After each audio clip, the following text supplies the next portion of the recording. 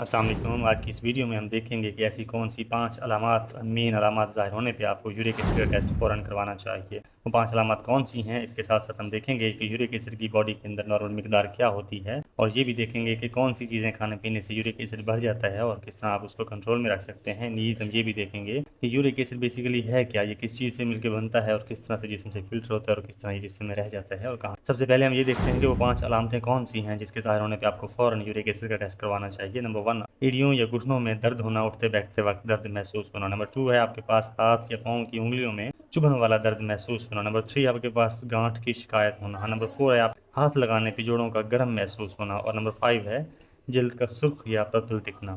तो ये थी मेन 5 अलामात जो ज़ाहिर होने पे आपको फौरी तौर पे यूरिक एसिड का टेस्ट एक बार लाजमी करवा लेना चाहिए। अब हम ये देख लेते हैं कि यूरिक एसिड बेसिकली होता क्या है, किस चीज़ से मिलकर बनता है। ये एक वेस्ट प्रोडक्ट होता है जो कि एक केमिकल से बनता है जिसका नाम है प्यूरीन। अब ये प्यूरीन नाम का केमिकल कहाँ से आता है, ये हमारे कुछ खुराक के अंदर मौजूद होता है, जैसे कि बड़े गोश्त के अंदर या सी फूड मछली के अंदर या फिर कुछ सब्जियों में इसकी कुछ मिकदार पाई जाती है। और इसके अलावा अगर टॉक्सिक लेवल पे देखा जाए तो अल्कोहल के अंदर इसकी ज़्यादा मिकदार पाई जाती है। तो ये क्या होता है, प्यूरीन का केमिकल जब हम खुराक से लेते हैं, गोश्त वगैरह खाते हैं, तो प्यूरीन का केमिकल ये तो ब्लड में जाता है और ब्लड इसको फिल्टर करने के लिए खून को जब गुर्दों में लेके जाता है तो वहाँ पे गुर्दे इसको फिल्टर करके वेस्ट प्रोडक्ट के तौर पे निकाल देते हैं। कुछ मिकदार जो इसकी एक नॉर्मल रेंज होती है वो भी आप आगे जाके मैं बताता हूँ। जो एक मिकदार तक हमें चाहिए होता है वो बॉडी में रह जाता है, ब्लड में रह जाता है, और बाकी को जो है वो गुर्दे फिल्टर करके यूरिन के थ्रू निकाल देते हैं। और इसके बाद क्या होता है, अगर ये जो है मिकदार में बढ़ जाए और फिल्टर प्रॉपर ना हो पा रहा हो, एक रेंज से बढ़ जाए अपनी मिकदार से, तो फिर ये जॉइंट्स के अंदर जो है क्रिस्टल की सूरत में जमा होना शुरू हो जाता है। वहाँ जब जॉइंट्स के अंदर, जोड़ों के अंदर ये क्रिस्टल फॉर्म में जमा होता है तो फिर वहाँ पे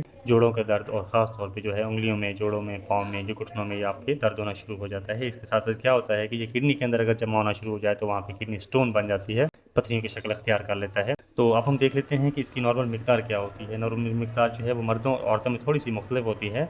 औरतों में मर्दों की निस्बत थोड़ा सा कम यूरिक एसिड जो है वो पाया जाता है। तो फीमेल्स के अंदर जो होता है 2.4 टू 5.7 मिलीग्राम पर डेसीलीटर जो है यूरिक एसिड नॉर्मल होती है मिकदार इसकी। और जो मेल के अंदर, मर्दों के अंदर जो है 3.4 टू 7.0 नॉर्मल कंसीडर किया जाता है। ये बात याद रहे कि इसकी अपर बॉर्डर लाइन जो है वो 7.0 मिलीग्राम पर डेसीलीटर है।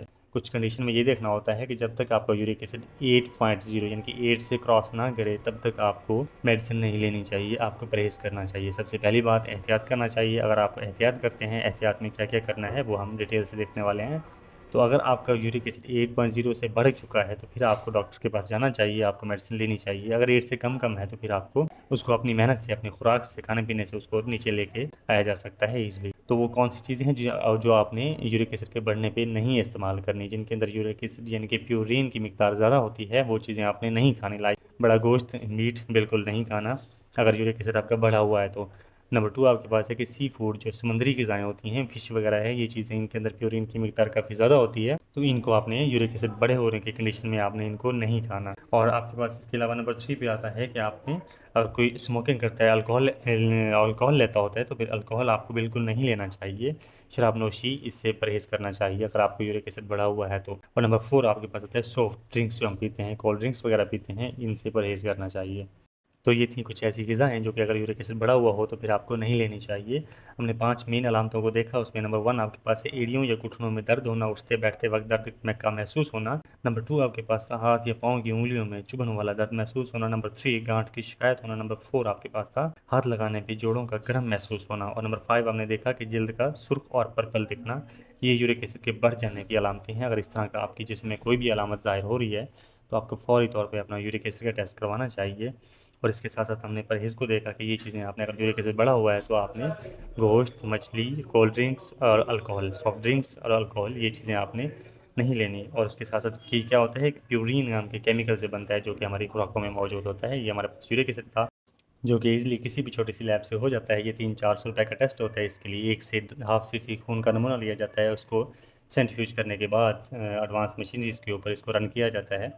और अगर हम प्रोसीजर की बात करें तो इसके लिए 1 ml यूरिक एसिड का रीजन लिया जाता होता है और प्रॉपर सेंट्रीफ्यूज करने के बाद 20 माइक्रो पेशेंट का सीरम लेना होता है। उस 1 ml यूरिक एसिड के रीजन के अंदर सीरम को डालना है आपने 5 से 10 मिनट के लिए, उसको 37 डिग्री सेंटीग्रेड पे वाटर बाथ के अंदर या ड्राई बाथ के अंदर रखना होता है। उसके बाद आपने मशीन को यूरिक एसिड के ऊपर सेट करना है और इसकी रीडिंग ले लेनी होती है, जो कि मैंने आपको इसकी नॉर्मल रेंज बताई है।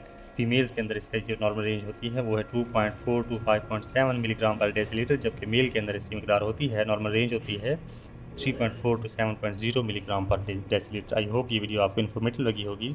इसको लाइक और शेयर करें, चैनल को सब्सक्राइब कर दें। Thank you so much.